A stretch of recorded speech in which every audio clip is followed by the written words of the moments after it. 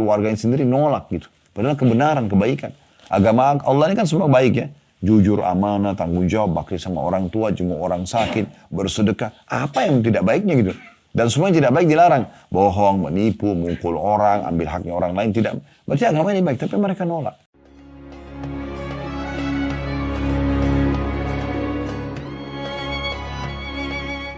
Assalamualaikum warahmatullahi wabarakatuh.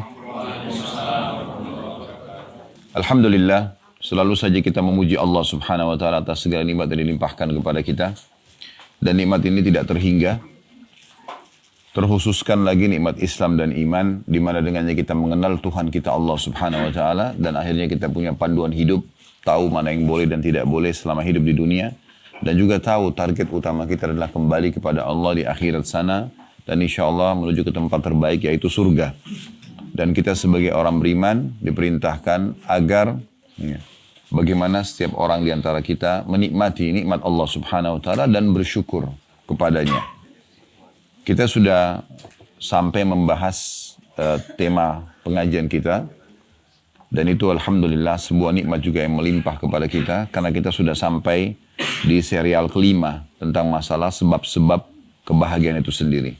Allah sudah mudahkan kita membahas sebab-sebab kebahagiaan pertama tentang masalah kemurnian pengisaan kepada Allah atau bertauhid. Maka kita harus penuhi hati kita dengan keyakinan bahwasanya memang Allah ada dan tidak ada Tuhan selain Dia.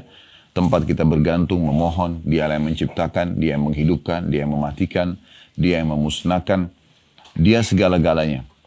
Dengan ini kita fikirkan dengan akal kita dan kemudian kita aplikasikan dengan anggota tubuh dengan melaksanakan ketaatan-ketaatan kepadanya. Ini sudah panjang lebar kita jelaskan satu pertemuan khusus. Juga alhamdulillah kita sudah membahas tentang serial kita yang kedua, sebab-sebab kebahagiaan kedua, masalah introspeksi diri. Bagaimana setiap muslim dan muslimah dianjurkan agar selalu introspeksi diri. Setiap amal yang sudah dia kerjakan, amal soleh, dia tidak pernah puas dengan itu, tapi dia berusaha terus meningkatkan kualitasnya. Dan juga kuantitas pada ibadah yang dibolehkan meningkatkan kuantitasnya. Serta juga bagaimana kalau dia berbuat dosa, segera dia kembali kepada Tuhannya, Allah subhanahu wa ta'ala, dan bagaimana dia pekah dalam teguran-teguran Allah subhanahu wa ta'ala kepada dia. Dan sudah kita jelaskan bagaimana para salafus saleh, mereka kalau lewat di sebuah tempat yang berbau kotor, berbau busuk saja, seperti sampah misalnya, dan tercium di hidungnya, mereka sudah cukup menjadikan sebagai bahan introspeksi diri mereka. Mereka segera beristighfar, bertobat kepada Allah, dan menganggap itu adalah sebuah teguran dari Allah subhanahu wa ta'ala. Bahkan sebagian di antara mereka mengatakan, aku mengetahui aku punya dosa dengan Tuhanku di saat aku melihat perubahan sikap pasangan hidupku, kemudian tungganganku, dan juga tikus yang ada dalam rumahku. Begitu pekah mereka memahami tentang masalah teguran-teguran dari Allah subhanahu wa ta'ala. Sehingga selalu saja mereka berada di rel yang benar. Setiap amal yang sudah dikerjakan, mereka selalu coba untuk memaksimalkan dan tidak mau menurunkan kualitasnya karena masalah introspeksi diri itu. Begitu juga dengan dosa, mereka berusaha untuk segera kembali ke Allah dan tidak akan mengulanginya. Ini juga satu tema khusus, lebih dari 1 jam kita membahas pada saat itu. Kita juga alhamdulillah sudah membahas serial kita, serial ketiga tentang sebab-sebab kebahagiaan masalah menuntut ilmu agama. Dan bagaimana kita sudah jelaskan tentang keutamaannya, pentingnya ilmu agama. Dan yang paling penting adalah kita fahami ilmu agama lebih kita butuhkan. Duduk belajar seperti ini lebih kita butuhkan daripada makanan pada saat lapar, minuman pada saat haus, tempat tidur pada saat ngantuk, dan obat-obatan pada saat sakit. Karena ilmu agama akan memandu kita, mana makanan, mana minuman, mana tempat tidur, dan yang lain-lain yang boleh dan tidak boleh. Maka ilmu agama ini sangat dibutuhkan. Bahkan tidak ada hari bagi seorang muslim dan muslimah kecuali belajar ilmu agama. Ingat saya pernah bahasakan itu hari, walaupun kita masih di Hotel Syaza waktu itu ya. Kalau masih diingat di ruangan kita, bagaimana ilmu agama itu tidak akan datang sendiri. Dan tidak ada orang lahir dalam kondisi sudah pintar. Harus belajar. Dan ilmu itu harus didatangi ya, dan berusaha untuk diraih. Tidak ada ilmu datang tiba-tiba sendiri. Apalagi kalau orang hanya sekedar belajar seminggu sekali. Ya, saya sudah singgung itu hari hanya sekedar mendengarkan khutbah Jumat saja misalnya 20 menit, 30 menit itu nggak mungkin. Dia dikatakan sudah bisa belajar agama. Tapi dia harus belajar agama maksimal. Ya, dia coba meluangkan waktu untuk belajar ilmu agama tersebut. Kemudian kita juga sudah membahas, alhamdulillah, serial kita yang keempat, sebab-sebab kebahagiaan masalah pengabdian abadi atau sibuk dengan amal soleh. Bagaimana setiap muslim dan muslimah harus menjadikan setiap detik hidupnya bermakna, berarti. Dia mengerjakan ketaatan-ketaatan kepada Allah SWT, apakah itu yang wajib ataupun sunnah. Dan dia berusaha menjauhi apapun yang dilarang, baik itu haram juga makruh. Dan ini penting sekali untuk dilakukan, karena memang tujuan kita ada di sini adalah untuk mengabdi kepada Allah SWT. Kita semua dari muka bumi ini memang untuk sujud kepada Allah. Untuk ibadah, berzikir, baca doa, membaca Al-Quran, umrah dan haji. Sibuk dari ibadah ke ibadah yang lainnya. Dan kalaupun ada yang kita ingin lowongkan, maka minimal sekali harus perbuatan tersebut mubah. Harus perbuatan tersebut mubah. Dan tidak boleh berlama-lama dalam hal mubah. Dia berlama-lama seperti tidur mubah. Kalau dia berlama-lama maka bisa menjadi hukum yang makruh. Bahkan bisa saja menjadi sesuatu yang haram kalau dia meninggalkan kewajiban-kewajiban yang Allah bebankan. Seperti sengaja tidur di waktu sholat misalnya. Sehingga sholat kalau dari waktunya maka ini menjadi haram bagi dia. Kemudian juga kita sudah menjelaskan alhamdulillah sebab-sebab kebahagiaan serial kelima. Kemarin tepatnya. Tentang masalah peka akan nikmat Allah. Yaitu banyak bersyukur kepada Allah. Dan sudah kita berikan contoh kemarin. Bagaimana hal-hal yang dibenci oleh manusia pun ternyata bagian daripada nikmat Allah Subhanahu wa ta'ala. Masih ingat kemarin masalah lapar, masalah haus, capek, sakit. Semua itu di mata sebagian besar manusia yang tidak masuk iman dalam hatinya. Mereka menganggap itu adalah sebuah ujian. Ya, tidak ada yang mau lapar, tidak ada yang mau haus. Padahal sebenarnya dengan lapar dan haus jadi nikmat dia makan dan minum. Jadi dengan capek dia nikmat tidur. Gitu kan. Dengan dia sakit dia tahu nikmatnya kesehatan. Maka semua ini dengan hikmah Allah Subhanahu wa ta'ala terjadi. Maka kita harus peka memahami nikmat-nikmat Allah Subhanahu wa ta'ala. Ini sebab kebahagiaan yang luar biasa. Karena kita selalu jeli melihat setiap hal yang kecil pun selalu kita syukuri. Dan ini ya penting sekali dalam hidup setiap muslim agar dia bisa meraih kebahagiaan. Dalam bersyukur kepada Allah, kita dianjurkan agar melihat orang yang di bawah kita. Agar melihat orang yang di bawah kita. Setiap kali ada nikmat, lihat orang di bawah, jangan lihat orang yang di atas kita. Karena kita tidak akan bersyukur kalau melihat orang yang lebih daripada kita. Tapi lihat selalu orang yang di bawah kita. Kalau kita diberi karunia satu anak, lihat orang yang belum punya anak misalnya. Jangan lihat orang yang punya sekian anak. Kalau kita punya rumah kecil tipe 36, jangan lihat orang yang punya rumah yang lebih besar tipe 60 misalnya. Tapi kita harus lihat orang yang mungkin belum punya rumah. Dan seterusnya. Ya, kita harus melihat nikmat-nikmat Allah ya, yang besar. Atau kita lihat nikmat Allah dengan membesarkannya di dalam pandangan kita. Ini juga sudah panjang lebar kita jelaskan. Dan insya Allah pada kesempatan ini kita akan masuk sebab-sebab kebahagiaan. Yang keenam, masalah menerima takdir Allah atau sabar. Atau sabar.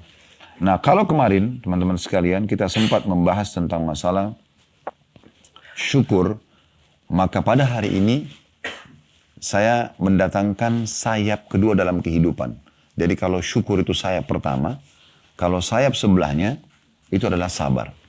Dalam kehidupan kita, dua sayap ini harus sama. Harus seimbang. Tidak bisa teman-teman sekalian di saat nikmat ada kita bersyukur, ada cobaan kita keluh kesah.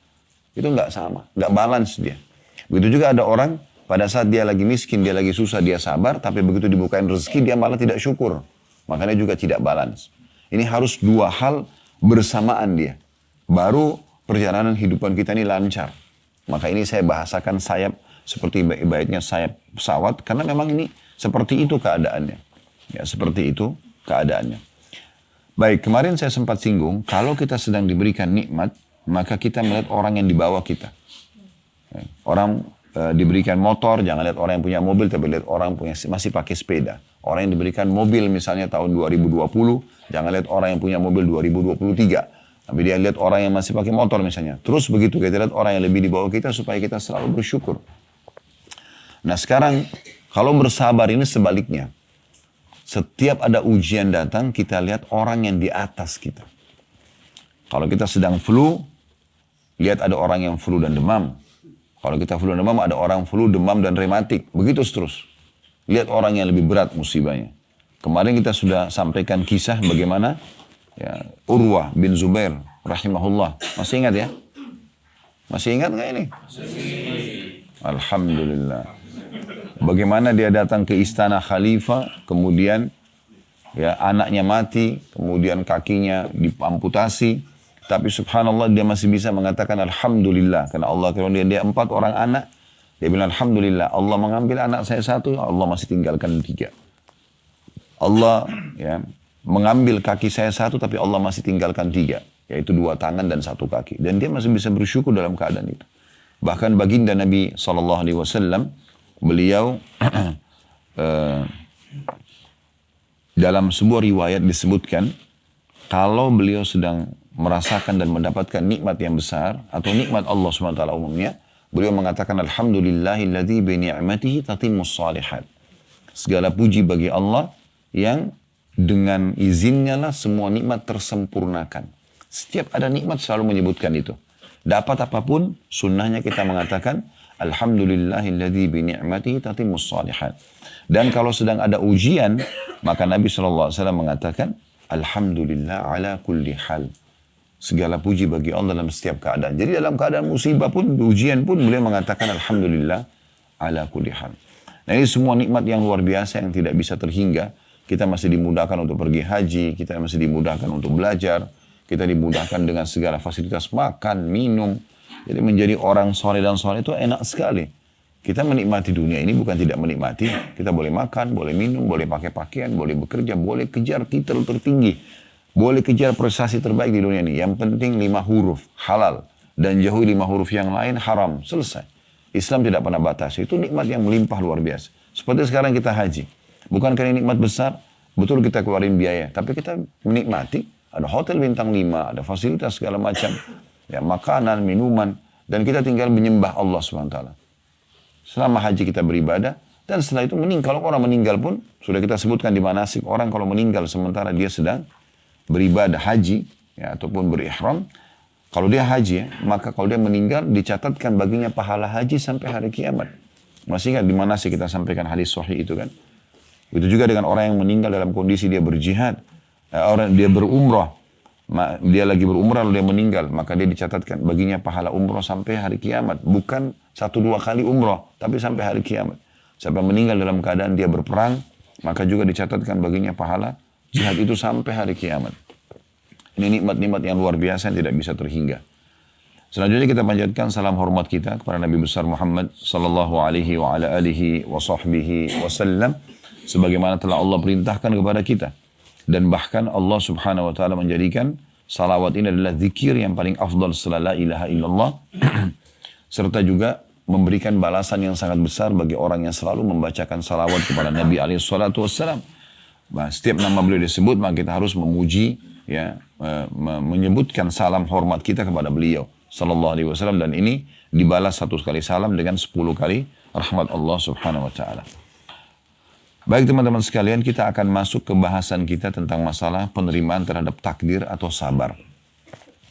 Kita akan mulai dulu dengan masalah penting untuk difahami.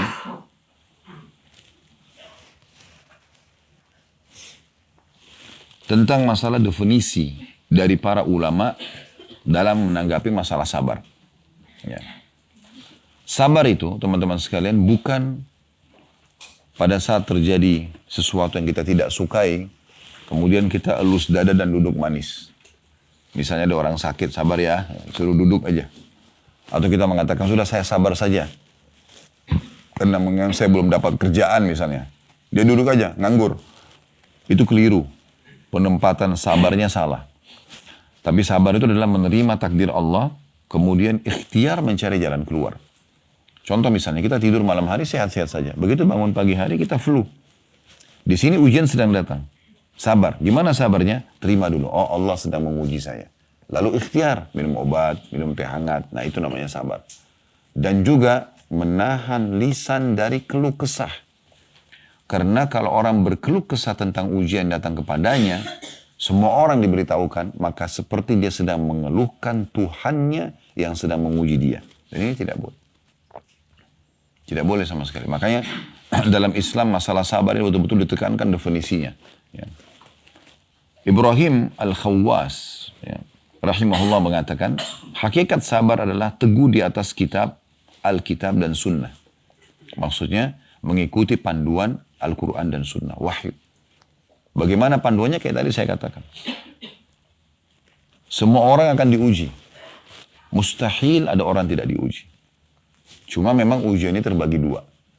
Ada yang ujian memang murni dari Allah Subhanahu wa Ta'ala untuk menguji iman seorang hamba, sehingga ini bisa membersihkan dosanya dan juga mengangkat derajatnya di surga.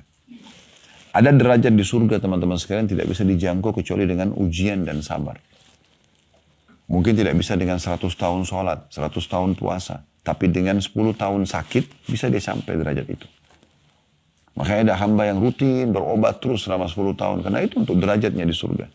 Dan kalau dia tahu ternyata untuk itu dia akan bisa menerima dengan luar biasa. Karena ada dalam hadis Bukhari, seorang wanita berkulit hitam, disebutkan dalam hadis begitu, dia datang kepada baginda Nabi SAW dan mengatakan, ya Rasulullah, sungguhnya saya kena penyakit epilepsi, ayan. Tolong doakan agar Allah sembuhkan saya. Apa jawaban Nabi SAW? Kalau kau mau, saya bisa doakan. Detik ini saya doakan sembuh. Langsung seketika, karena mukjizat. Tapi kalau kamu bersabar, maksudnya terima dulu ini sebagai ujian dari Allah, sambil kamu ikhtiar. Tetap berobat, ya. Maka bagimu surga. Maka kata wanita tersebut, kalau gitu saya sabar ya Rasulullah. Karena dia punya keimanan, langsung dia terima itu.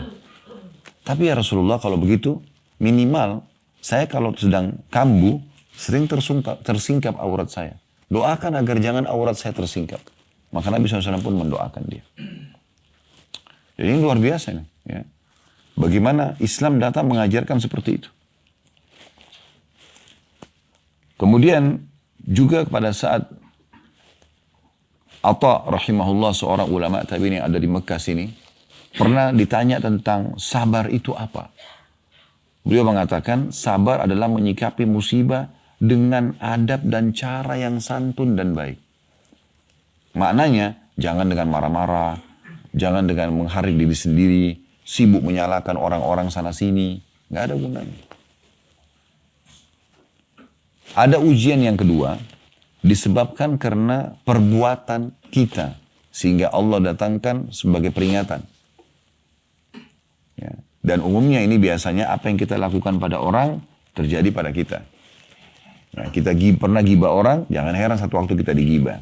Kita pernah pukul orang, kita akan dipukul juga. Itu biasa. Kita pernah menipu orang, kita akan ditipu. Kama tadinu tudan.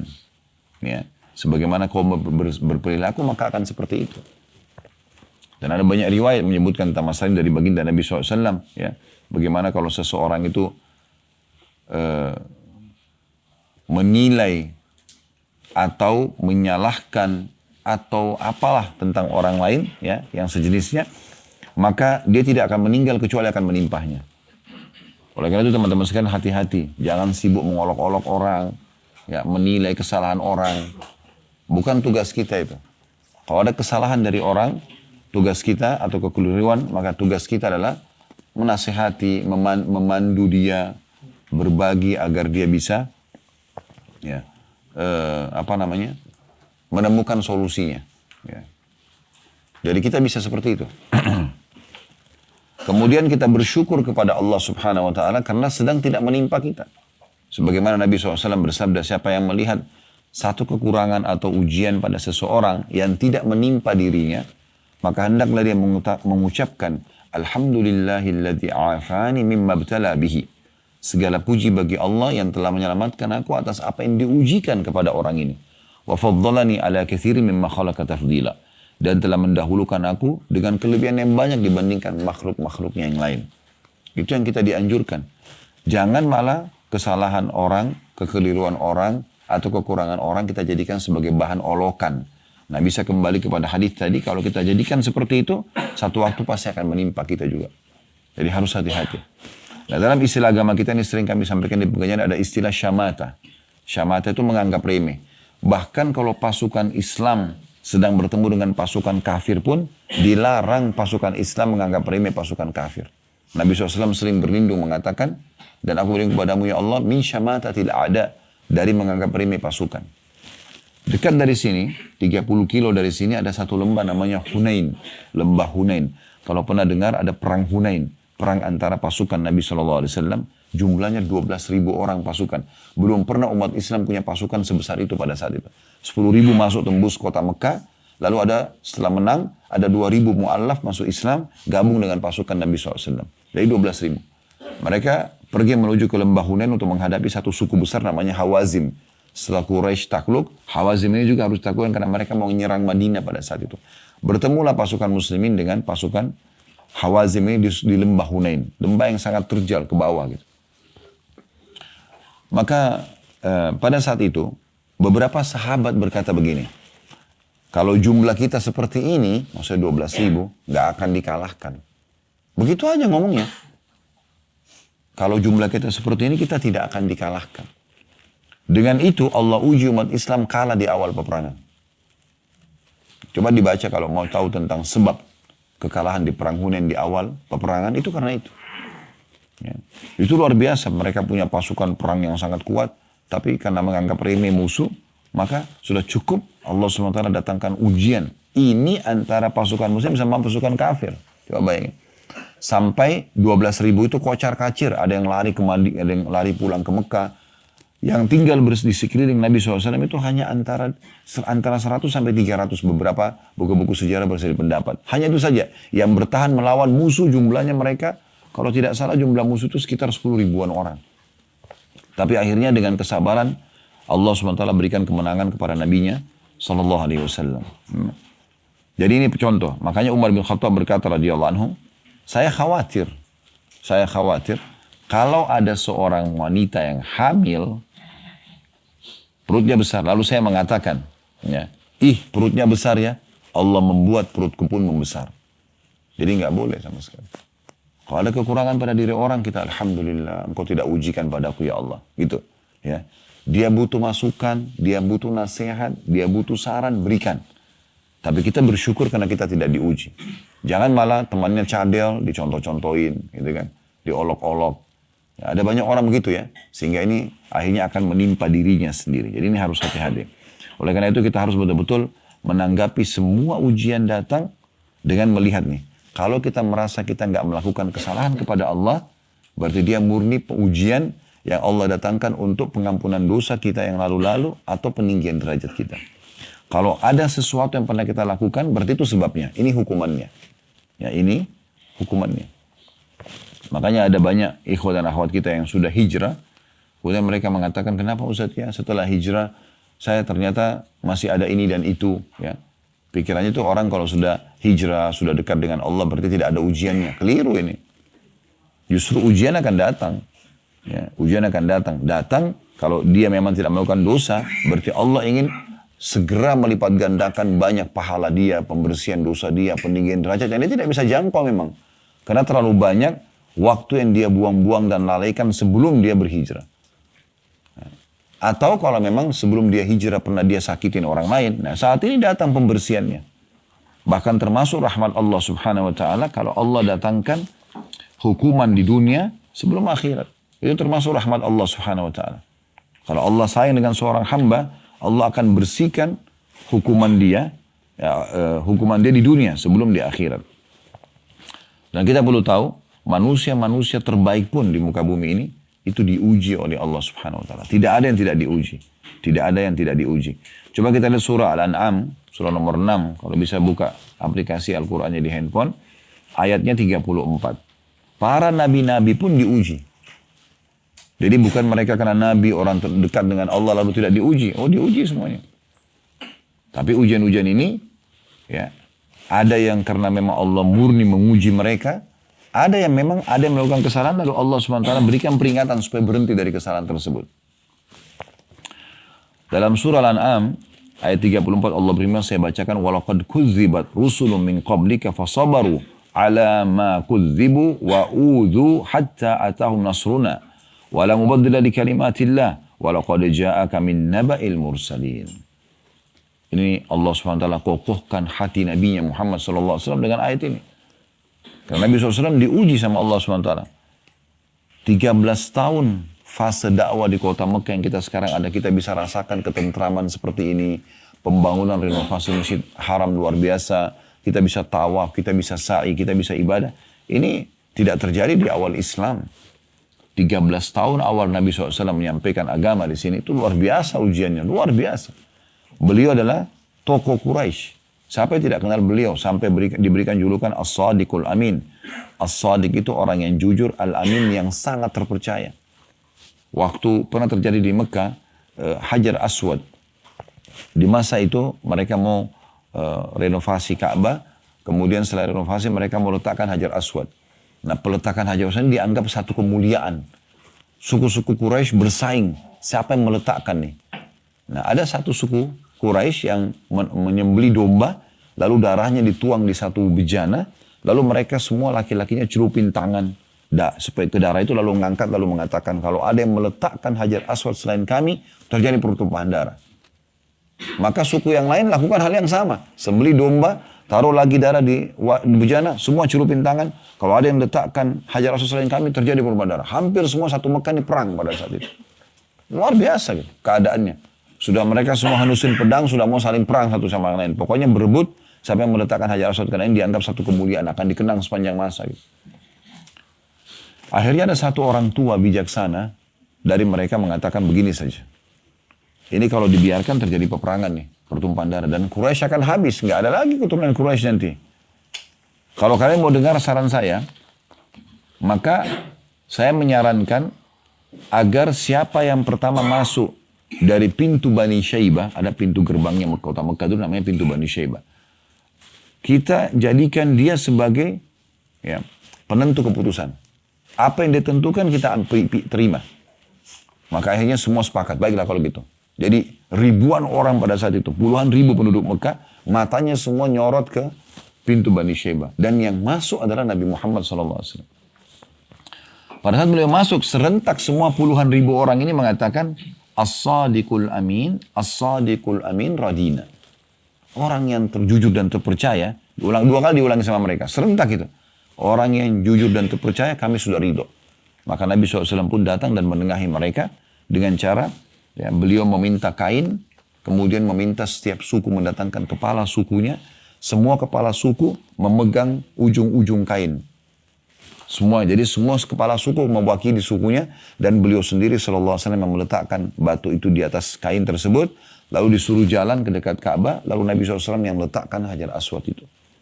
Nah, ini kejadian besar di Mekah ini, karena mereka semua mengakui tentang kejujuran Nabi SAW. Tapi apa yang terjadi? Pada saat Nabi SAW mengatakan, aku adalah utusan Allah. Begitu beliau diperintahkan oleh Allah SWT untuk menyampaikan wahyu, beliau naik ke sebuah bukit di dekat Safa dan Marwah. Sekitar situ dulu ada bukit. Ya. Bukit ini untuk menyampaikan iklan informasi. Nabi SAW naik di situ. Orang-orang Quraisy kumpul semuanya, karena di situ tidak boleh sembarangan orang naik. Ya.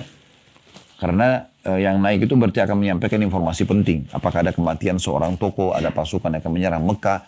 Jadi nggak boleh sembarangan gitu. Waktu mereka lihat Nabi SAW di situ, maka mereka tahu ini penting nih. Lalu Nabi SAW mengatakan, wahai Quraisy, kalau seandainya saya mengatakan kepada kalian, di belakang gunung ini, di belakang pintu gerbang Mekah ini, ada pasukan akan menyerang Mekah. Kalian percaya nggak? Kata mereka, tentu saja. Karena kami belum pernah mendapatimu bohong sekalipun. Nabi nggak pernah bohong sekalipun. Sallallahu alaihi wasallam. Maka kata Nabi SAW, kalau begitu ketahuilah, aku ini utusan Allah. Di antara dua tanganku siksaan. Artinya orang kalau patuh akan masuk surga. Orang yang membangkang kafir akan masuk neraka. Tahu yang pertama membangkang siapa? Pamannya sendiri. Ya, Abu Lahab. Abu Lahab ini selain paman beliau juga besannya beliau. Karena anak Abu Lahab sama anak Nabi SAW menikah. Gitu kan? Maka dia yang paling pertama berbicara. Belum tanya, apa sih yang kau punya nih Muhammad? Sampaikan dulu wahyu. Enggak. Langsung, hai Muhammad. Abi hadha jama'tana. Ali hadha jama'tana. Apakah karena ini kau kumpulkan kami? Tabban lak, kecelakaan buat kamu. Lalu dia bubarkan semua orang-orang Quraisy. Gak boleh dengar. Sudah gitu dia pulang ke rumahnya, dia sampaikan sama istrinya, suruh anaknya laki-laki ceraikan anak Nabi SAW. Permusuhan yang luar biasa, sampai Allah SWT kekalkan surah Al-Masad. Tabbat yada abi lahabin wa tab. Itu masih hidup, sudah Allah pastikan dia sama istrinya akan masuk neraka. Karena begitu. Jadi luar biasa ujiannya. Di tempat beliau, di kota beliau lahir, beliau mulia, beliau punya julukan orang yang terbaik, orang yang paling jujur, diakui oleh semua Quraisy. Begitu mengatakan sebagai seorang nabi, tidak diimani. Dan selama 13 tahun, yang masuk Islam hanya 153 orang saja. Karena orang-orang Quraisy mengisolasi. Semua orang Muslim boleh dipukul, boleh diambil hartanya, boleh dibunuh. Yang melakukan itu tidak akan kena hukuman. Kalau dilihat di jalan dilemparin. Nabi Muhammad SAW lagi sholat di depan Ka'bah, ditaruh kotoran unta. Ada yang lagi sholat, diinjak batang leher beliau SAW. Sampai Fatimah radhiyallahu anha lewat lalu membersihkan kotoran tersebut. Ya. Sambil menangis gitu. Ya, sudah seperti itu keadaannya pada saat itu. Luar biasa musibahnya, ujiannya. Tapi apakah ini karena Nabi SAW punya dosa? Enggak. Ini ujian datang. Gitu kan? Dan terus berlanjut seperti itu. Sampai akhirnya 83 sahabat itu hijrah ke Ethiopia dipimpin oleh sepupu Nabi SAW, Ja'far bin Abi Thalib radhiyallahu anhu. Ini kakaknya Ali bin Abi Thalib, beda 10 tahun dengan Ali radhiyallahu anhu majma'in. Pimpin kafilah hijrah ke Ethiopia. Dan sisa 70 tinggal bersama Nabi SAW yang akhirnya hijrah ke Madinah. Tapi kondisi di Mekah pada saat itu luar biasa. Saya kadang-kadang kalau menyampaikan sesuatu sebagaimana saya sering sampaikan teman saya, coba renungin. Bagaimana fase Mekah. Insya Allah tidak ada halangan besok kita akan city tour masuk ke Museum Wahyu. Ada ilustrasi tentang kondisi kota Mekah masa dulu gitu. Ya, supaya kita bisa bayangkan seperti apa kondisinya. Bayangkan teman-teman kalau kita hidup di masa itu ya. Di masa sekarang saja Quran sudah sempurna. Sudah banyak terjemahan bahkan dalam hampir semua bahasa. Banyak ulama-ulama dan dai menyampaikan firman Allah, sabda Nabi SAW. Sejarah Nabi dinukil di sana sini. Masih banyak orang yang tidak mau beriman. Masih banyak orang Islam yang tidak mau menjalankan syariat. Bagaimana kalau kita ini hidup di masa itu? Di Mekah waktu itu. Coba bayangkan ya. Di kota yang masih sederhana, bangunan sederhana. Ada satu orang ngaku Nabi. Dan yang beriman masuk surga, yang kafir masuk neraka. Kira-kira kita jadi Abu Bakar atau Abu Jahal nih? Iya. Dan waktu itu Al-Quran masih turun 1 ayat, 5 ayat, 1 surat pendek. Dan kebanyakan surah-surah Makkiyah, surah-surah pendek. Ya. Memang tentang akhirat, tentang neraka, tentang surga, tentang umat sebelum kita. Belum ada syariat pada saat itu. 10 tahun fase Madinah semua baru perlengkapan syariat. Perintah jihad setelah hijrah ke Madinah. Perintah puasa Ramadan tahun 2 Hijriah. Pada saat diperintahkan perang Badar, itu juga diperintahkan syariat puasa. Salat pun Isra Mi'raj terjadi di tahun ke-11 dari masa kenabian. 13 tahun masa kenabian di Mekah. Tahun ke-11 baru ada perintah salat. Ya. Jadi belum ada syariat. Semua itu peringatan agar mereka meninggalkan kesyirikan dan segala macam itu. Ini ujian yang luar biasa. Gitu. Jadi Nabi SAW diuji. Dan bukan karena beliau buat dosa. Tapi memang karena ujian datang dari Allah SWT. Bisa nggak begitu awal Nabi SAW dinobatkan jadi Nabi, Allah tundukkan semua hati Quraisy? Oh bisa sekali. Sangat bisa. Gitu kan? Tapi Allah memang mau menceritakan dan menyampaikan kepada kita kalau ada ujian-ujian datang. Dan itu tujuannya untuk meninggikan derajat kita di surga, untuk pembersihan dosa-dosa kalaupun ada dosa misalnya. Dan memang Allah Subhanahu wa taala bukan cuma menguji baginda Nabi SAW tapi rasul-rasul sebelumnya. Makanya waktu ujian-ujian datang kepada Nabi SAW dan berat bagi beliau. Sampai beliau pada saat sudah ditolak terus di Mekah, disakitin terus, dikatakan penyihir, penyamun. Wah, pemisah antara suami istri, banyak julukan-julukan dikasih kepada Nabi SAW. Beliau sudah tidak tahu harus bagaimana lagi. Kemudian beliau keluar ke kota Taif, yang insya Allah kita akan pergi besok. Beliau keluar ke sana, jalan kaki. Kita nanti besok naik bus. Kalau naik bus sampai ke ujung gunung, itu bisa satu sampai 1,5 jam. Ya. Tapi nanti kan kita besok jalan mungkin sekitar 40 kilo aja, atau setengah jalan lah ya. Nanti kita akan naik kereta gantung untuk sampai ke atas. Itu lebih cepat. Tapi Nabi SAW jalan kaki. Begitu tiba di sana, juga ditolak dakwanya. Beliau SAW tidak tahu harus buat apa lagi. Beliau pulang dari kota Taif sambil dilemparin batu. Ya. Dan uniknya, cara melempar batunya itu, setiap kali kaki Nabi SAW diangkat, satu dilempari batu. Jadi yang lagi diangkat itu dilempari. Dan satu kota melempari. Itu luar biasa itu ujiannya. Bukan karena Nabi SAW buat dosa. Sampai beliau keluar dari pintu gerbang kota Taif, ditutup pintu gerbangnya. Jadi kayak terusir luar biasa gitu. Ya. Lalu beliau datang ke bawah sebuah pohon. Kemudian beliau berkata, sallallahu alaihi wasallam, ya Allah, kemana engkau arahkan hidupku? Jadi Nabi sudah tidak tahu harus buat apa. Ya. Di Mekah ditolak, di Taif ditolak. Mau kemana lagi? Nggak tahu. Karena waktu itu tidak ada pesawat kayak kita sekarang, ada mobil yang bisa pergi jalan-jalan jauh berdakwah. Tidak bisa. Orang terbatas dengan kaki saja atau dengan kuda atau unta. Jaraknya juga tidak jauh. Kemana ya Allah engkau arahkan masa depanku? Apakah ke musuh yang akan memerangiku? Ya, atau ke masa depan yang belum jelas. Tapi ya Allah, kalau seandainya engkau tidak murkah dengan aku, artinya engkau tidak nilai ini sebagai sebuah kekurangan. Engkau tetap menilai sebuah pengorbanan, maka aku tidak peduli. Karena begitu, maksudnya aku akan tetap melalui ini. Gitu kan? Maka pada satu Jibril AS turun lalu mengatakan, hai Muhammad, sesungguhnya aku diutus oleh Tuhanmu Allah, dan bersamaku sekarang malaikat khusus yang memegang semua gunung di muka bumi ini. Tapi tidak disebutkan namanya. Cuma beliau mengatakan begitu. Ada malaikat khusus memegang semua gunung di muka bumi ini. Gunung semua ini di tangan dia. Kalau engkau mau, perintahkan saja dia. Agar ya dia menyatukan antara dua gunung, dua kota ini. Mekah sama Taif ini dua-dua gunungnya dihancurin. Habis sejarahnya kota ini. Dan dakwamu akan tersebar. Atau kamu bersabar. Ini atas ujian ini. Artinya ini sabar saya kira tadi ya. Terima dulu ini ujian dari Allah. Tapi sambil ikhtiar aja terus. Nanti Allah akan berikan solusinya di waktu yang sudah tepat. Maka juga dakwamu akan menyebar. Tapi Nabi SAW dengan lapang dada dalam kondisi beliau berdarah-darah kakinya. Sudah ditolak sana sini. Karena Allah berikan berita gembira ini. Beliau mengatakan saya akan bersabar. Semoga dari keturunan mereka keluar orang yang beriman kepada Allah. Subhanallah. Keluar lahir dari Abu Jahal. Orang yang paling benci. Nabi Muhammad SAW dikenal dengan Fir'aun umat ini. Kemarin kita sebutkan namanya siapa? Ikrimah bin Abi Jahal radhiyallahu anhu. Orang yang luar biasa dalam imannya sampai mati syahid.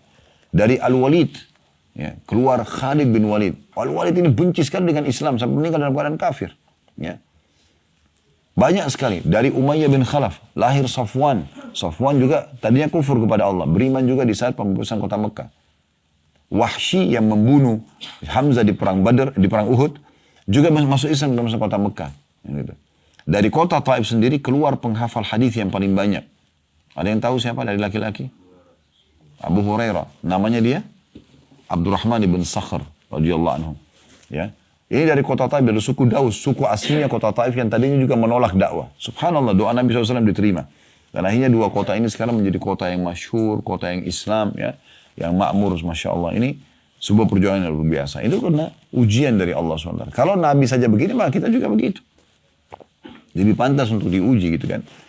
Nah, untuk menguatkan hati Nabi SAW, Allah menurunkan firman-Nya dalam surah Al-An'am surah 34 tadi.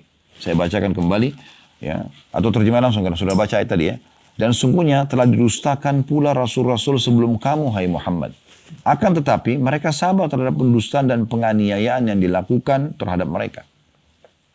Disuruh sabar, ya. Sampai datang pertolongan Allah kepada mereka. Tidak seorang pun. Jadi di sini perlu digarisbawahi kata para ulama, Allah mengatakan sampai datang pertolongan kepada mereka. Artinya akan datang pertolongan bila orang itu sabar, gitu ya. Tidak ada seorang pun yang dapat merubah kalimat-kalimat atau janji-janji Allah, dan sungguhnya telah datang kepadamu sebagian dari berita rasul-rasul itu. Maksudnya, setelah sampai kepadamu berita ini, hai Muhammad, maka pastikan, ya, engkau juga harus bersabar sebagaimana mereka bersabar. Ad-Daqqaq rahimahullah, nama seseorang ya. Ad-Daqqaq rahimahullah berkata, hakikat dari sabar yaitu tidak memprotes sesuatu yang sudah ditetapkan dalam takdir. Adapun menampakkan musibah yang menimpa selama bukan untuk berkeluh kesah kepada makhluk, maka hal itu tidak meniadakan kesabaran. Maksudnya, kalau kita lagi sakit lalu kita konsultasi pada dokter, itu bukan tidak sabar. Itu salah satu bahan ikhtiar. Yang penting kita terima dulu. Oh, Allah lagi uji saya dengan sakit nih. Kita terima dulu. Dan kita menikmati proses ujian itu sebagaimana kita nikmati kalau nikmat sedang ada. Ya. Sebagaimana kita merasakan nikmatnya makan makanan yang lezat. Di saat kita lapar, kita nikmatin proses lapar itu sampai nanti ikhtiar mencari dan Allah hilangkan rasa lapar tadi. Maka dua-dua ini sama, berimbang dalam kita menikmatinya. Gitu. Menikmati proses ujian itu luar biasa itu. Ya. Luar biasa. Akan membuat orang belajar banyak sekali dari kehidupan dia. Misalnya dia kalau lagi sakit, dia terus merenungi hikmah apa yang bisa saya ambil ya. Oh enak sekali, sekarang kita lagi flu dengan demam misalnya. Atau meriang. Begitu di depan kita ada orang minum air es. Enak benar orangnya. Kita dulu juga begitu. Nah dengan sakit kita bisa jadi tahu nilainya itu kan. Jadi pada saat sehat nanti kita lebih menjaga, kita lebih bersyukur. Memang begitu. Kalau Allah tidak pernah datangkan ujian teman-teman sekalian, kita akan kufur nikmat semuanya. Orang akan kufur gitu. Tapi dengan ujian datang dia jadi belajar. Kalau dia punya Tuhan yang mengatur, dia juga harus kembali kepada Tuhannya. Dia harus bisa melalui dengan baik. Nah, itu poinnya. Nah, tapi kalau orang misalnya menyampaikan kepada semua orang, ada yang sedang menimpa dia, satu kampungnya semua tahu masalah dia. Maka orang ini seperti sedang mengeluhkan Tuhannya. Padahal Allah SWT menguji dia untuk justru meningkatkan derajat dia. Harusnya dia bisa menerima itu. Ya. Ini kurang lebih 3 pendapat ulama ini dinukil dari kitab ya, Al-Minhaj Syarah Sahih Muslim. Tentang pernyataan mereka berhubungan dengan masalah sabar itu sendiri. Syekh Shalih Al-Fauzan, hafizahullah, salah satu ulama di Saudi, ya masih hidup. Beliau mengatakan kurang lebih terjemahannya, sabar itu secara bahasa atau etimologi adalah menahan diri. Menahan diri. Baik dari keluh kesah lisan, ya, sikap tangan, ya, seperti memukul-mukul badan. Ya. Dan Allah SWT berfirman kepada nabinya yang artinya sabarlah. Sabarkanlah dirimu bersama orang-orang yang berdoa kepada Rabb mereka. Maksudnya adalah tahanlah dirimu untuk tetap bersama mereka. Adapun di dalam istilah syariat atau terminologinya, sabar adalah menahan diri di atas ketaatan kepada Allah Subhanahu wa taala dan untuk meninggalkan kedurhakaan atau kemaksiatan kepada Allah. Jadi ini memang penjelasan para ulama gamblang atau gamblang sekali tentang masalah sabar ini. Ibnu Rajab menjelaskan sabar itu memang ada tingkatan-tingkatan juga. Ya, dan ada ragamnya. Beliau mengatakan sabar ya, yang dipuji ada beberapa macam. Yang pertama sabar di atas ketaatan kepada Allah Azza wa Jalla. Jadi untuk azan, sholat, gitu kan, duduk di majelis ilmu seperti ini, lowongin waktu pergi haji dan umroh misalnya, apa saja, bangun tengah malam sholat, ya, itu butuh kesabaran dalam ketaatan kepada Allah Subhanahu wa taala. Jadi memang kita butuh sabar untuk melakukannya. Kemudian yang kedua, sabar dalam menjauhi kemaksiatan kepada Allah Azza wa Jalla. Setiap orang di antara kita pasti punya peluang untuk berbuat dosa. Tapi pada saat peluangnya datang, dia bersabar. Jangan dia iakan. Diajak untuk menipu, diajak untuk berzina, diajak untuk ini dan itu dia tolak, dia sabar. Nah.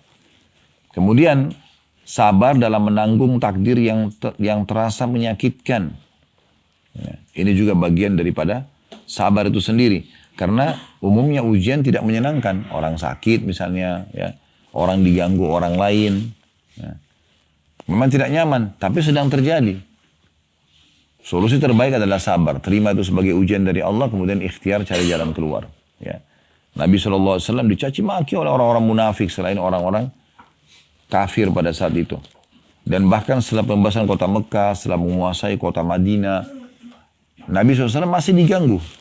Sampai menjelang wafat pun Nabi SAW masih diganggu oleh orang-orang munafik. Itu banyak sekali. Ya. Kisah-kisah yang berhubungan dengan masalah ini. Apa yang Nabi sampaikan, orang munafik mengatakan Muhammad ini ngawur. Masa ngomong gitu, masa bilang begini. Begitu-begitu. Yang tidak sopan kepada Nabi SAW.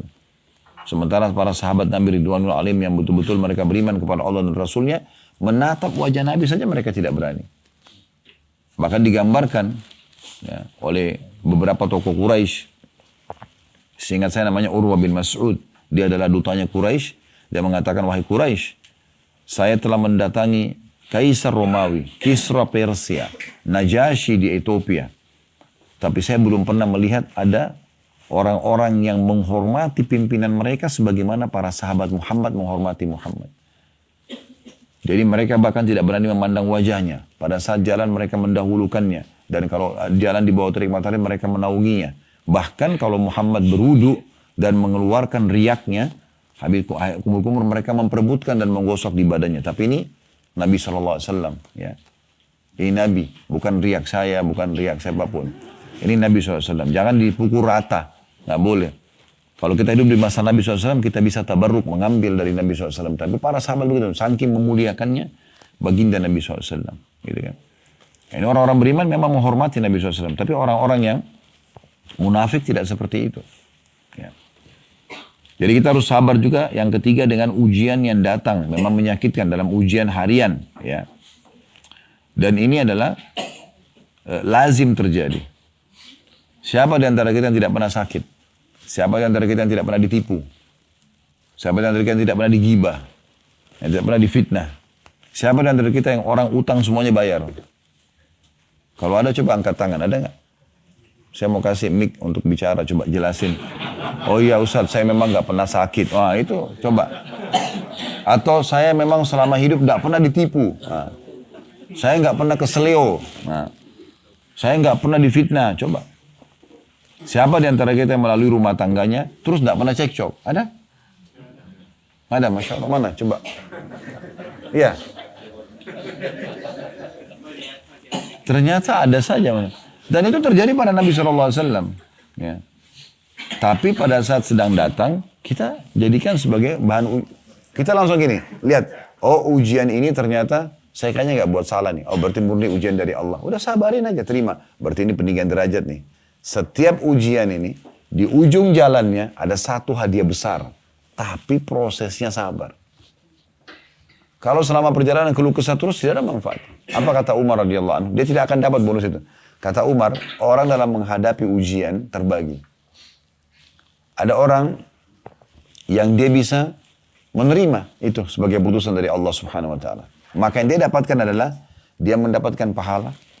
Dia mudah dalam melalui prosesnya dan dia akan dapat jalan keluarnya. Sekarang kita lagi sakit. Oh Allah lagi uji saya. Udah, dia tenang aja. Dapat pahala. Karena menerima sebagaimana Allah kasih dia kesehatan, Allah kasih dia sakit. Sebagaimana Allah kasih dia masa muda, Allah kasih dia masa tua. Ya, begitu terus ada ujian. Ini kan berpasang-pasangan. Maka dapat pahala. Yang kedua dia mudah melaluinya. Orang kalau tahu ini lagi diuji, ya sudah nikmati aja prosesnya. Toh pahala berjalan.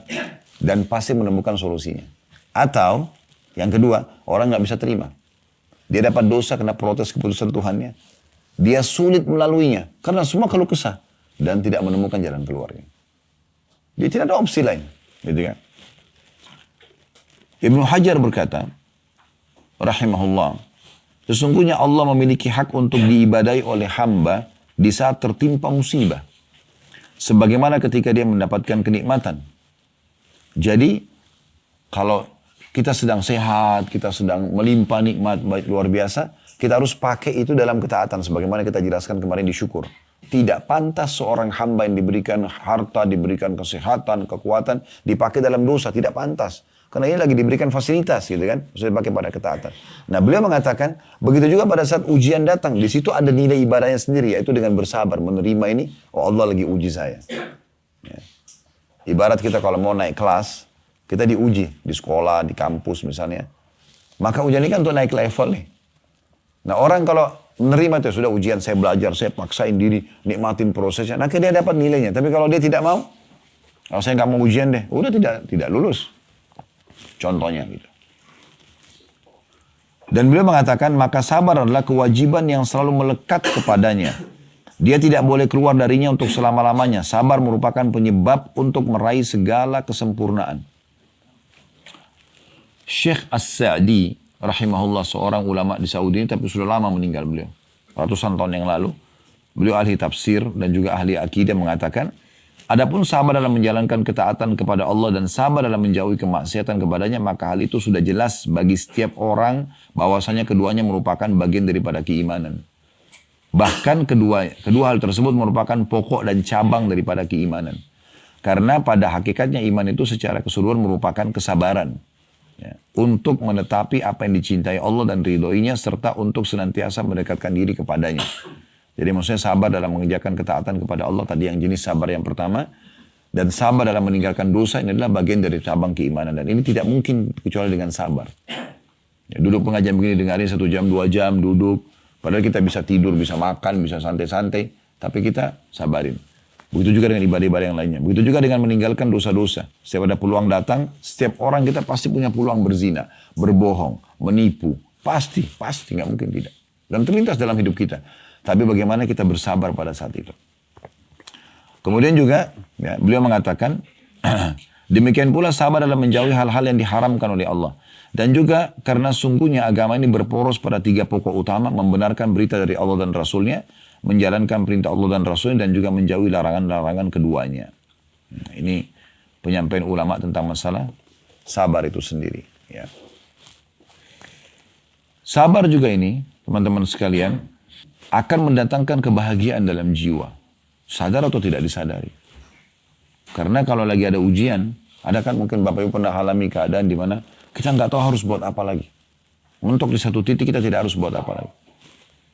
Solusinya nggak ketemu, kita sudah konsentrasi ini tidak bisa ketemu. Ya. Maka di saat itu, tidak ada solusi kecuali sabar. Tetap berkeluh kesah, dia gelisah. Tapi kalau dia bersabar, oh ini Allah lagi uji saya. Sudah, dia kembalikan kepada Allah, dia wudu, dia sholat. Maka pada saat itu dia akan mendapatkan ketenangan. Itu solusi yang terbaik. Ya. Dan Umar bin Khattab mengatakan, kami berhasil ya, memperoleh penghidupan terbaik kami dan melalui sabar. Ini diriwayatkan oleh Imam Bukhari, riwayat ini. Nabi SAW juga mengingatkan kepada kita tentang dua hal ini. Sayap kehidupan antara syukur kalau ada nikmat dan sabar kalau ada ujian itu disatukan dalam satu hadis. Yang masyhur kata Nabi SAW, ajaban di amri mu'min, sungguh mengagumkan perkaranya orang-orang beriman. Ya. Inna kulla amra wa khair, karena semua perkara hidupnya baik. Ya. Wala yakunu dzalika illa lil mu'min. Itu tidak dimiliki kecuali orang-orang beriman saja. In asabahu sarra syakar.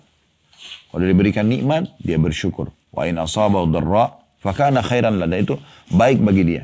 Kalau diberikan nikmat, dia bersyukur. Dia nikmati dan dia bersyukur. Alhamdulillah, dia nikmati makanan, minuman, pakaian, biologis halal dan segala macam. Lalu dia bersyukur. Ya. Itu baik buat dia. Wa in asabahu dharra sabar fakana khairan lahu. Dan kalau dia diberikan ujian, maka dia bersabar. Dan itu lebih baik buat dia. Hadis riwayat Imam Muslim. Abdullah bin Mas'ud mengatakan, sabar adalah separuh keimanan. Sabar adalah separuh dari keimanan. Dinukil oleh Abu Nuaim dalam kitab Al-Hilyah. Dan Al-Bayhaqi dalam kitab Az-Zuhud. Ali bin Abi Thalib berkata radhiyallahu anhu, sabar bagikan keimanan. Sabar bagi keimanan bagikan atau laksana kepala dalam tubuh. Apabila kesabaran telah lenyap, maka lenyap pula lah keimanan. Ini statement Ali radhiyallahu dalam sekali ya. Sabar itu ya, bagi keimanan seseorang laksana kepala dari tubuh. Maka kalau kepala sudah hilang, tidak ada lagi kehidupan. Lenyaplah ya. Apabila kesabaran telah lenyap, maka lenyap pula lah keimanan itu. Mungkin oleh Ibnu Abi Syaibah dalam kitab Musannaf beliau. Dalam riwayat lain, diriwayatkan oleh Imam Muslim, Rasulullah SAW bersabda dari potongan hadis, dan sabar itu adalah cahaya, namun dia panas. Cahaya yang panas. Maksudnya, memang dia berat, tapi dia adalah cahaya kehidupan. Sabar itu. Dia solusi ya, dari kehidupan itu sendiri. Ibnu Qayyim mengatakan, fitnah syubhat bisa ditepis dengan keyakinan. Tahu syubhatnya? Hal-hal yang samar. Nggak jelas dalam agama. Halal nggak ya? Nah, itu bisa dihilangkan dengan keyakinan. Karena Nabi SAW sudah mengatakan halal jelas, haram jelas. Diantaranya ada hal yang samar-samar. Siapa yang menyelamatkan dirinya dari hal yang samar-samar? Ah, ini nggak jelas hukumnya. Udah saya nggak mau kerjain. Maka dia telah menyelamatkan kehormatan dirinya dan agamanya. Dan sampai menjerumuskan dirinya pada yang samar-samar, dia terumuskan dirinya pada yang haram. Betul, yang kita cuma ada halal atau haram.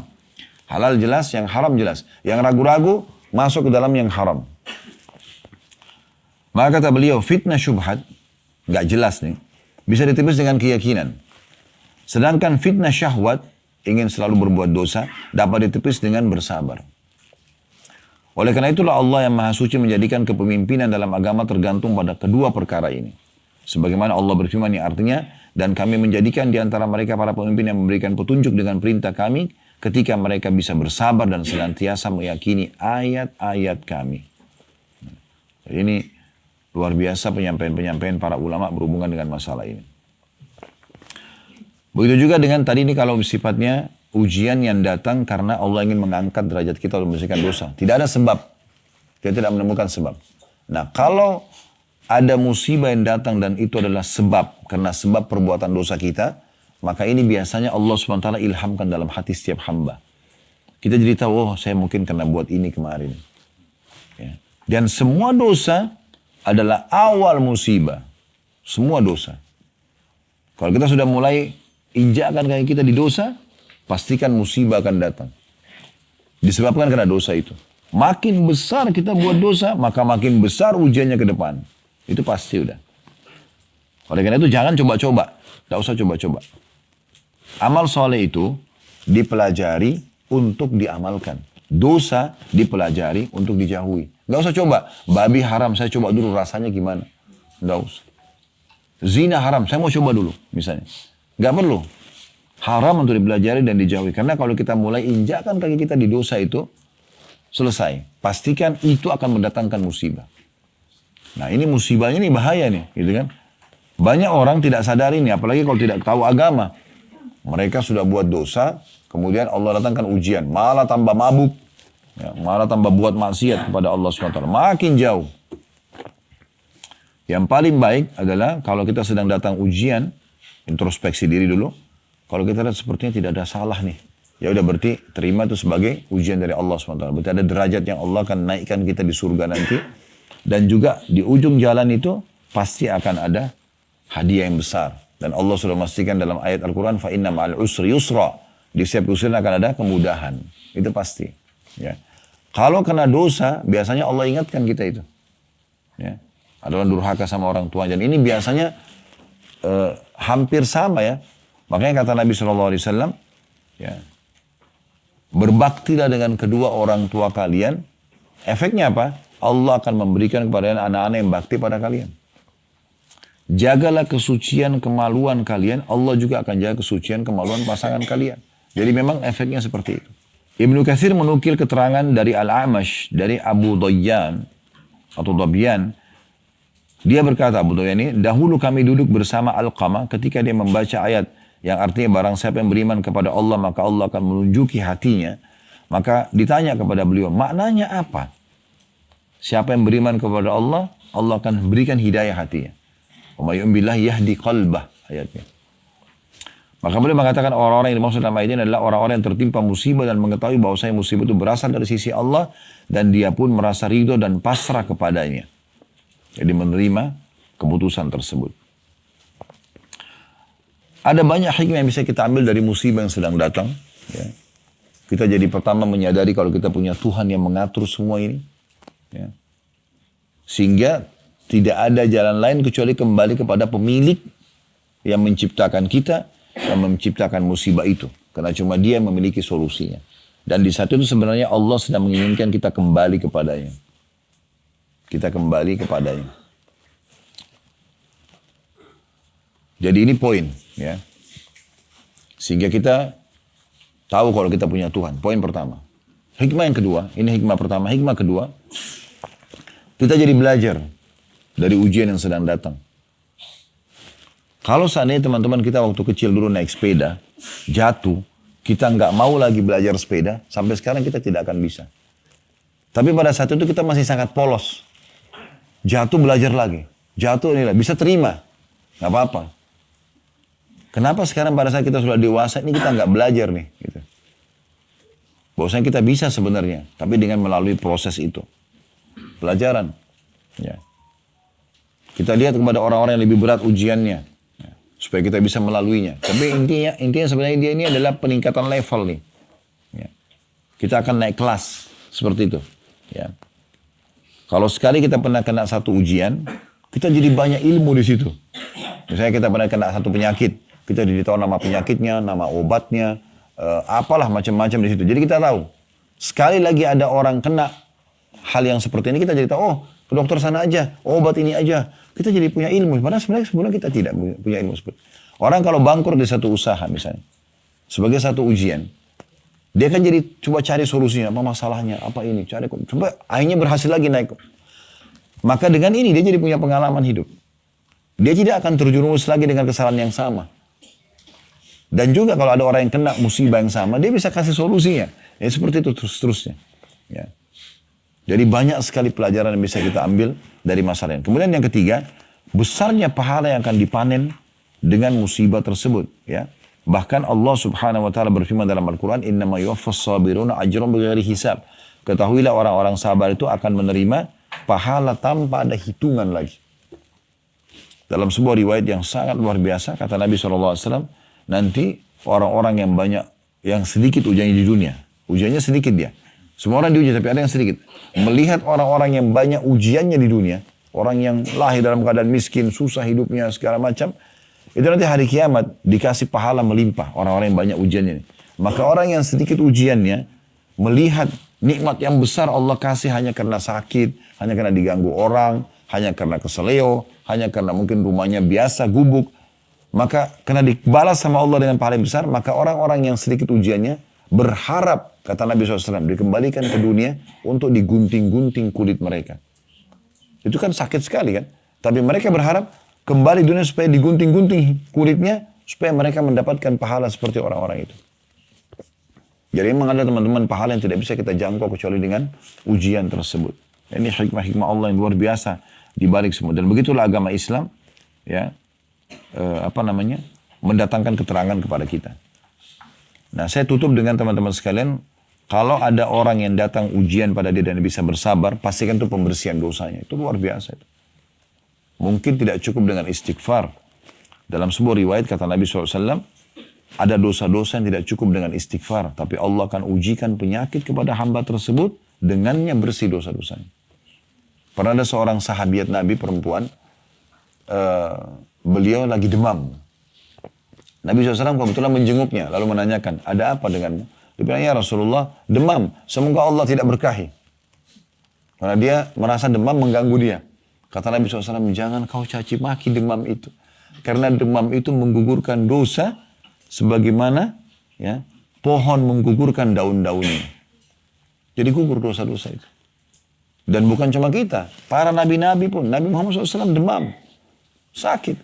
Sampai pada sahabat masuk ke dalam kamar beliau, waktu jenguk lagi sakit, pegang di atas selimut beliau, demamnya sampai tembus panasnya. Lalu kata sahabat itu, ya Rasulullah, Anda benar-benar ditimpa demam yang luar biasa nih. Belum pernah kami lihat demam seperti ini. Kata Nabi SAW, iya, aku diujikan 2 kali lipat dari yang diujikan kepada kalian. Jadi kalau kita 40 mungkin teman-teman dokter sudah tahu, 40, itu sudah masuk dirawat kan ya. Beliau berarti 80 itu, bagaimana panasnya itu. Jadi ujiannya berat. Lalu kata sahabat ini, ya Rasulullah, apakah itu berarti Anda diberikan juga double pahala? Kata Nabi SAW, iya, tentu saja. Lalu orang ini mengatakan, siapa orang yang paling berat ujiannya ya Rasulullah? Kata Nabi SAW, para nabi-nabi. Nabi ini harusnya kan yang paling selamat dari ujian gitu. Tapi mereka justru yang paling banyak ujiannya. Sampai kata Nabi SAW, siapa yang ditimpa musibah, ingat musibahku. Maka pasti akan meringankan musibah dia. Orang yang terhormat di Mekah, tadi sudah kita kasih ceritanya, ya, malah ditolak sama kaumnya sendiri, malah pamannya sendiri yang memusuhinya. Ya. Itu di perang Uhud, nanti akan kita ceritakan insya Allah di lokasi Uhud kita di Madinah, yang memegang bendera, ya, 10 orang pegang bendera Quraisy itu semua dari suku Abiddar, dari keluarganya Nabi sendiri, yang membenci Nabi SAW. Jadi untuk menunjukkan memang kebencian mereka kepada agama Islam ini. Bagaimana orang tidak sakit yang dia dakwai keluarganya sendiri nolak gitu. Padahal kebenaran, kebaikan. Agama Allah ini kan semua baik ya. Jujur, amanah, tanggung jawab, bakti sama orang tua, jenguk orang sakit, bersedekah. Apa yang tidak baiknya gitu. Dan semua yang tidak baik dilarang. Bohong, menipu, mukul orang, ambil haknya orang lain. Tidak. Berarti agama ini baik, tapi mereka nolak. Itu kan musibah. Ya.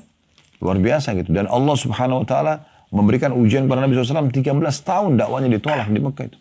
Bukan main-main 13 tahun, waktu yang cukup lama. Tapi setelah itu karena beliau bersabar, Allah berikan kemenangan, Allah berikan kekuasaan. Dalam 10 tahun saja, ya, seluruh jazirah Arab itu takluk di tangan Nabi SAW. Tidak sampai di situ. Beliau tidak meninggal kecuali sudah selesai jazirah Arab. Di masa Abu Bakar yang saya ceritakan kemarin dari 11 sampai 13 Hijriah, itu juga fitnah jazirah Arab sudah selesai, nabi-nabi palsu. Di masa Umar bin Khattab 13 sampai 23 Hijriah, itu ekspansi Islam. Setengah dunia dikuasai umat Islam. Dan terus saja Islam menyebar dari kesabaran Nabi SAW ini sampai kepada kita semua. Nah ini satu hal yang luar biasa itu. Siapa di antara kita teman-teman sekalian yang bisa mengalahkan musibah Nabi SAW? Allah karunia beliau 7 orang anak. 4 perempuan, 3 laki-laki. Tahu nggak kalau ke-6 anaknya meninggal di masa hidup beliau? 7 ini anak, 6-6-nya mati. Cuma 1 yang masih hidup dan meninggal 1 tahun setelah Nabi SAW meninggal. Dimulai dari 3 anak laki-lakinya. Kita tahu anak laki-laki biasa lebih diharapkan karena dia bawa nasab dan segala macam. Tapi Qasim, karena beliau punya julukan Abul Qasim. wafat masih kecil. Baru lahir sudah meninggal. Kemudian yang kedua, Abdullah meninggal juga. Pas lahir, beberapa waktu meninggal. Ini dari Khadijah radhiyallahu anha. Lalu beliau menikah sama Maria, dari Maria juga lahir Ibrahim, juga meninggal masih kecil. Sampai waktu meninggal Ibrahim, Nabi SAW melihat 3 anak laki-laki meninggal semua. Beliau netesin air mata. Dan beliau mengatakan, wahai Ibrahim, kami sedih berpisah denganmu. Tapi lisan kami tidak akan mengucapkan kecuali yang Tuhan kami ridhoi. 4 anak perempuannya, ya, ada Ummu Kalthum, Ruqayyah, Zainab, dan juga Fatimah. 3 yang pertama ini meninggal semua di masa hidup Nabi. Fatimah yang hidup 1 tahun setelah Nabi SAW baru meninggal. 7 anak, 6 meninggal di masa hidupnya. Musibah luar biasa. Ujian luar biasa. Tidak main-main. Di masa hidup beliau juga cucunya meninggal. Umamah meninggal. Cucu dari Zainab gitu kan. Ini luar biasa. Di masa hidup beliau ada 2 pamannya yang masuk Islam. Ada 2 pamannya yang kafir. Masuk Islam Hamzah dan ya, Abbas radhiyallahu anhu ajma'in. Yang meninggal dalam keadaan kafir Abu Lahab dan juga Abu Talib. Beliau sedih tapi nggak bisa buat apa-apa. Ya, ada ujian-ujian datang, subhanallah, begitu. Ya, di Mekah setiap jalan nih, penyihir, penyamun, dicaci maki. Di Madinah pun setelah hijrah sudah punya kerajaan. Nabi jadi raja nih, raja punya pasukan, punya segala macam, masih disakiti oleh orang munafik. Masih ingat kemarin kisah yang tentang fitnah Aisyah zina dengan Safwan, gosip, itu luar biasa tuh, menyakitkan. Tapi beliau sabar, gitu kan? Beliau pernah mau mengajak muslimin perang Tabuk, perang terakhir muslimin, ya. Itu dengan 30.000 pasukan, semua laki-laki wajib pergi. Waktu itu subhanallah ujian Allah luar biasa datang, menguji iman dengan orang-orang munafik, orang beriman sama orang munafik. Ini besok mereka akan panen kurma mereka. Dan waktu itu pendapatan utama masyarakat Madinah kurma. Besok akan panen, hari ini Nabi suruh jalan berperang. Semua orang beriman pergi. Sekejap segelintir orang yang punya udur mereka pamit sama Nabi. Ada 3 orang yang tidak punya udur, akhirnya turunlah dijelaskan dalam surah At-Taubah. Di antaranya Ka'ab bin Malik dan teman-temannya yang memang tidak sempat pergi dan akhirnya mereka mohon ampun kepada Allah, Allah maafkan. Tapi cuma 3 orang, selebihnya ribuan orang pergi semua. Orang-orang mukmin yang pergi. Mereka anggap itu adalah ajakan lebih indah berjihad jalan Allah, ya mati syahid daripada panen kurma. Tapi orang munafik bilang apa? Muhammad ini kenapa suruh-suruh orang perang di musim panas? Waktu itu musim panas. Dan besok kita mau panen. Kenapa nggak tunda berapa hari lagi? Kenapa harus sekarang? Ya. Maka Allah turunkan firman-Nya, katakan kepada mereka orang munafik, sungguh neraka jahanam lebih panas daripada apa yang mereka rasakan ini. Maka itu ujian dan banyak sekali ujian yang lain ya. Banyak sekali ujian yang lain yang Nabi SAW merasakan. Di perang Uhud itu gigi beliau pecah. Ya, pelipis beliau berdarah, pipi beliau sempat tertusuk dengan topi besinya SAW. Ya. Di perang Khaybar, kelingking beliau kena anak panah Yahudi, kemudian beliau kena racunnya, makanan orang Yahudi. Banyak ujian datang. Padahal pada saat itu Allah SWT janjikan pasti akan menang Khaybar. Seperti itulah. Ya. Nabi SAW mengatakan apabila Allah menghendaki